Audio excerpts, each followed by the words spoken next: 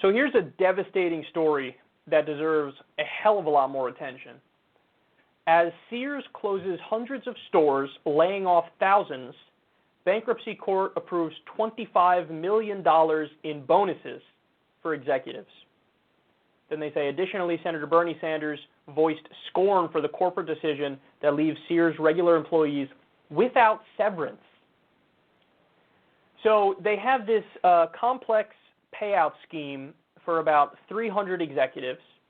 And, you know, the way I think it's somewhat performance-based, which is ironic because if you're giving them bonuses at all when they bankrupted the company, perhaps you shouldn't.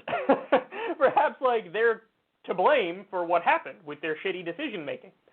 But what they do is they say, okay, no, here's what we're going to do. $25 million worth of bonuses for you guys, for 300 or so executives, but you got to, you know, in the next month or so, you got to hit these targets.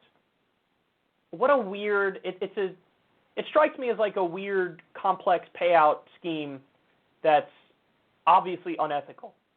Well, we also learned this, though. Take a look. The Inquisitor reported back in November that Sears had shuttered over 100 stores at the time of the writing, and with the closures, thousands of employees were laid off. Some of the displaced spoke out, claiming that they would not be receiving severance packages from Sears. One said, quote, "It hit me hard. I was already struggling as it was. They say we can't get our severance because there's no money, but they're getting bonuses? It's like a slap in the face." So, I mean, look at the details of this story, because this really does highlight a rigged economy. You have thousands of workers laid off. They're told, oh, we can't afford your severance package. My bad. But then at the same time, $25 million worth of bonuses is going to the executives. Now, dig one layer deeper here. And I just touched on it a little bit before, but the thousands of workers who are just regular people, what did they do wrong in this scenario? What did they do wrong as they worked for Sears? Here's the answer, nothing. They did their jobs. Now, on the flip side, what did the 300 or so executives do wrong? Everything. They're the ones who are supposed to steer the company. They're the ones who are making the decisions from the top down. They're the ones who decide what path Sears goes down and how they, you know, modernize with the rise of the internet, and now it's tougher competition, so they have to make business decisions to evolve. So the executives, it's objectively the case that the executives made horrendous decisions. How do I know that? They went bankrupt. They went bankrupt. So they failed. They failed at their jobs. So those 300 executives that objectively, empirically, provably sucked at their job because they went bankrupt, they're getting $25 million, whereas the regular workers lose their job, no severance package. How many examples of this do we need before we realize we have to fundamentally change the way this economy works? What happened on Wall Street? What happened with the subprime mortgage crisis and the Great Recession in 2008? So they rushed in. By the way, there were already bailouts under Bush. Obama gets in there. What does he do? Same thing. I'm going to bail out Wall Street, no strings attached. They turn around and pay bonuses to the same assholes that made the decisions that crashed Wall Street, crashed their respective companies, and crashed the economy. And then they had the nerve to say publicly, too, oh, we had to, and they're saying this in Sears, too, by the way. They go, oh, we don't have a choice. We have to pay them because we have to retain the talent. Retain the talent? That's like you pick somebody to be on your basketball team. They score 0 points, get 0 rebounds, 0 assists. They just take up space on court and do nothing.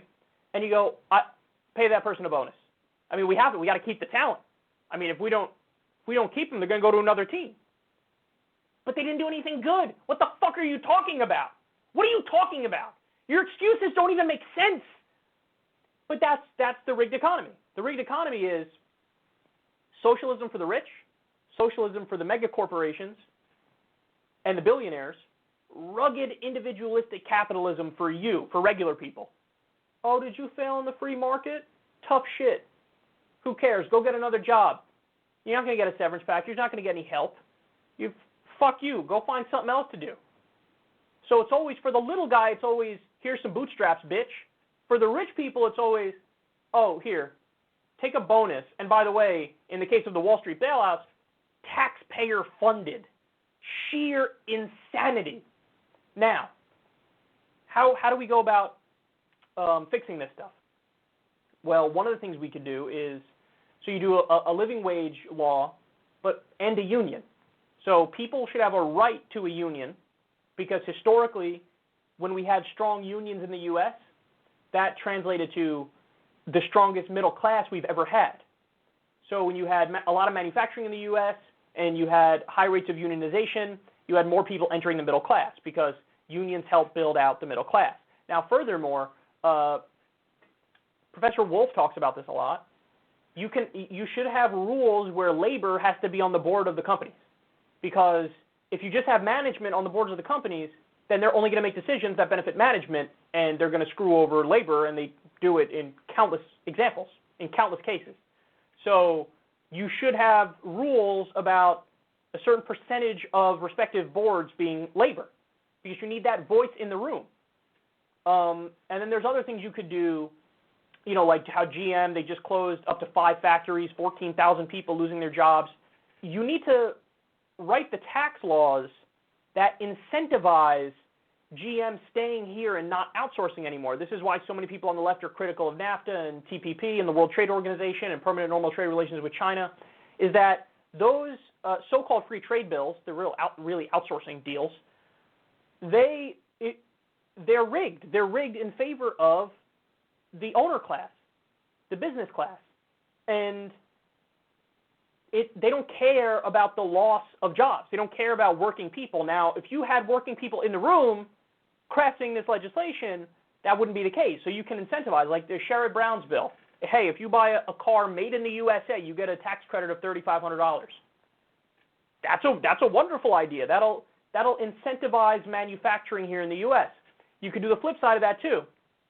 Hey, if you outsource jobs, there's a special tax, special fine associated with that.